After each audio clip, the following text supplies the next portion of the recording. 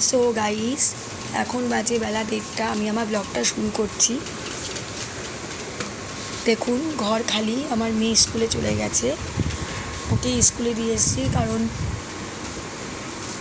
শনিবার থেকে ওদের স্কুলে উচ্চ মাধ্যমিক পরীক্ষা শুরু হচ্ছে, আর কি সোমবার 3 তারিখ থেকে। তো শনিবার থেকে হয়তো স্কুল ছুটি পড়ে যেতে পারে, সেই জন্য ওকে স্কুলে পাঠিয়েছি। তো আমি এখন এই রান্না করছি, চলুন আপনাদের দেখাচ্ছি। কালকে শিবরাত্রি গেছে, চতুর্দশী ছেড়ে দিয়েছে, অমাবস্যা লেগে গেছে। তো আমাদের অমাবস্যায় নিরামিষ খায়। তো আজকে আলুর দম করছি। দেখুন আলুর দমের জন্য এখানে টমেটো নিয়েছি। দেখুন আলুর দম ধুয়ে রেখে দিয়েছি সিদ্ধ করে। এই টমেটো নিয়েছি, ধনে পাতা নিয়েছি, এই দিয়ে নিরামিষ আলুর দম তৈরি করব।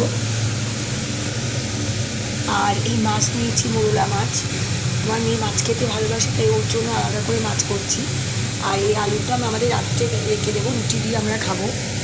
ওই জন্য এবেলা আমি আর মেয়ে মাছ খাবো, আর রাত্রিবেলা আমাদের এই আলুর দম দিয়ে আমাদের রুটি খাওয়া হবে। রাত্রে কোনো মাছের কারবার নেই। তো দেখুন আমি রান্নাটা করছি। সাদা জিরা দেওয়া হয়েছে। এবার এই আলুগুলো এখানে দিয়ে দেবো। এই দেখুন,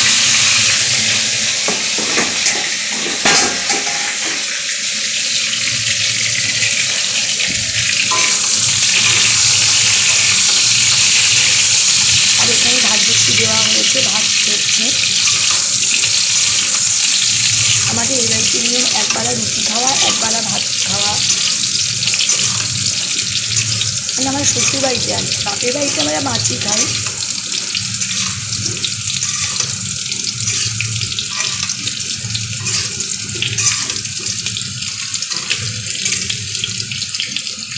দেখুন আলুদমগুলো ভালো করে সাজিয়ে নিচ্ছি, একটু লাল লাল করে ভেজে নেবো, কারণ নাহলে তো এগুলো শক্ত শক্ত থাকবে। সেদ্ধ করে নেওয়া হয়েছে হালকা করে। তো এটাকে একটু লাল লাল করে ভেজে নেব।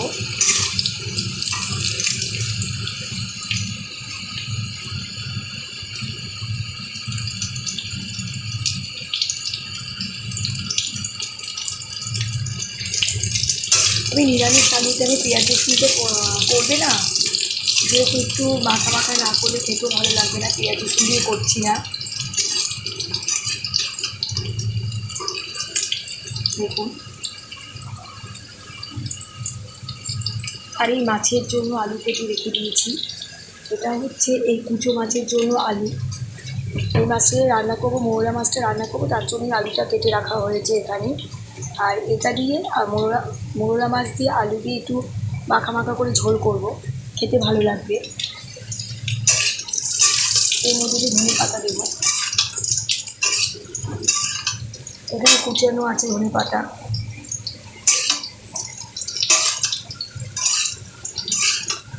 আর দেখুন আমি নুন দিয়ে দেবো এটার মধ্যে।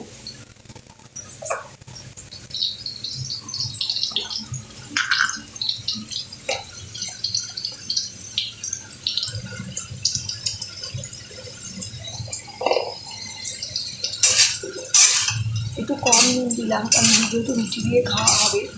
নুন একটু বেশি হয়ে গেলে আবার নুন খেতে ভালো লাগবে না, নুন কটা হয়ে যাবে। ওই কারণে একটু কম করে নুন দিলাম। এবার পরিমাণ মতো হলুদ দিয়ে দেবো।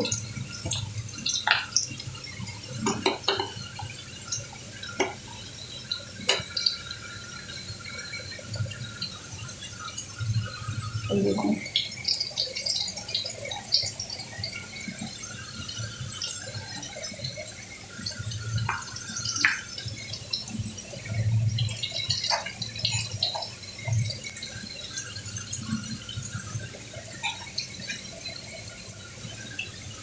দেখুন পরিমাণ মতন হলুদ দিয়ে দিচ্ছি।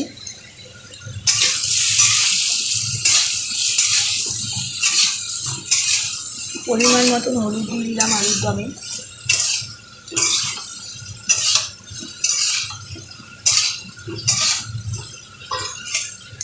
এই কেটে রাখা টমেটোগুলো এবার দিয়ে দেবো। এই দেখুন,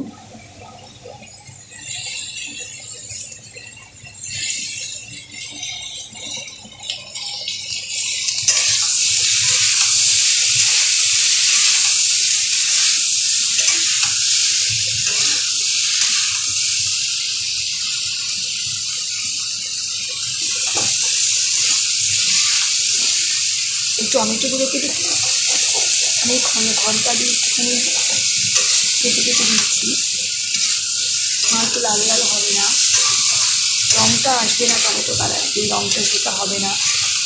দেখুন ভালো করে সাঁতলাচ্ছি, এই দেখুন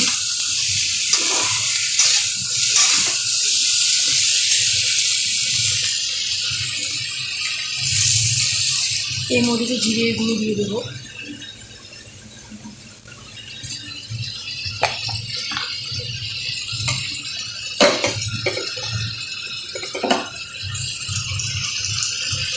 দেখুন পরিমাণ মতন জিরের গুঁড়ো দিয়ে দিলাম।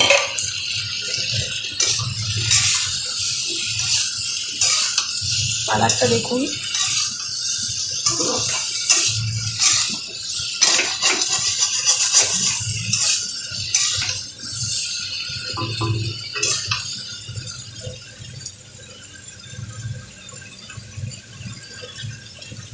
ভালোই এসছে কালারটা।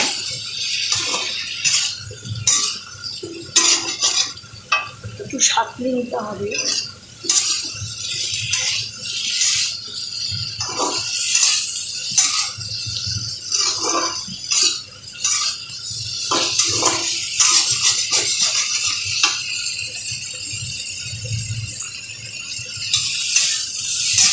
ভালো করে না সাঁতলালে আলুরদমটা খেতে ভালো লাগবে না, যত সাঁতলাবেন তত আলুরদমটা খেতে সুন্দর হবে, ভালো লাগবে।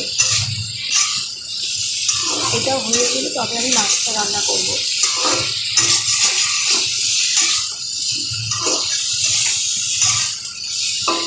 এবার মিষ্টি দিয়ে দেবো।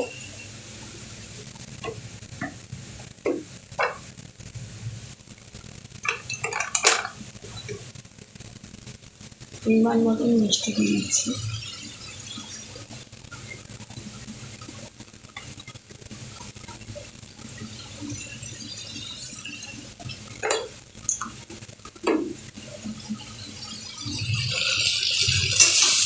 মিষ্টি দেওয়া হয়ে গেছে, দেখুন ভালো করে সাজিয়ে নিচ্ছি আলুরদমটা।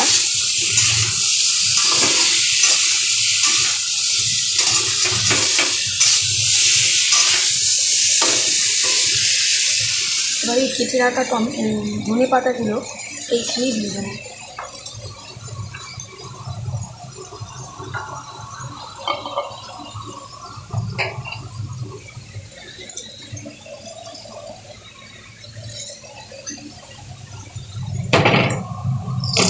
টমেটোগুলো দিয়ে না দিলে বালি বালি থাকবে বলে দিয়ে দেওয়া হচ্ছে ধনে পাতাগুলো।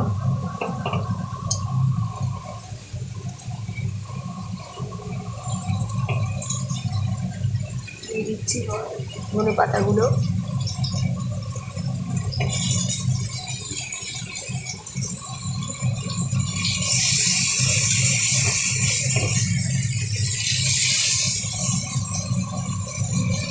কড়াইশুঁটি দিলেও ভালো হতো, কিন্তু এই মুহূর্তে কড়াইশুঁটিটা সামনে নেই, দিতে পারছি না। কড়াইশুঁটি দিলেও আলুরদমটা খেতে বেশ টেস্ট হতো। যত মাল মশলা পড়বে, যত জিনিস পড়বে, যত কিছু পড়বে এখানে, খেতে ভালো লাগবে। একটু ধনে পাতা দিয়ে দিয়েছি, ভালো করে আমি একটু কষাবো।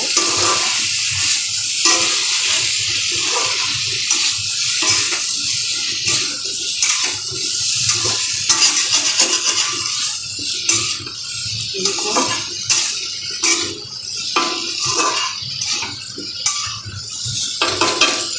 এবার আমি পরিমাণ মতন জল দিয়ে দেবো।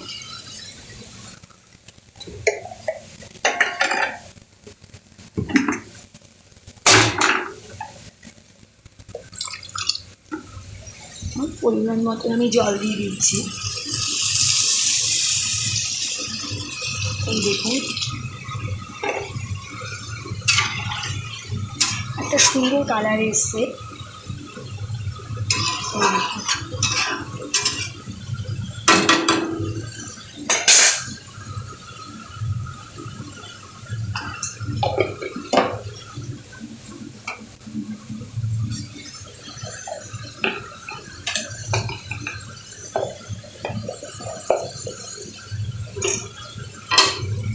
এই দেখুন ভালোই কালারটা এসছে। এটা সেদ্ধ হলে গামাখা করে নামিয়ে নেব। এই দেখুন,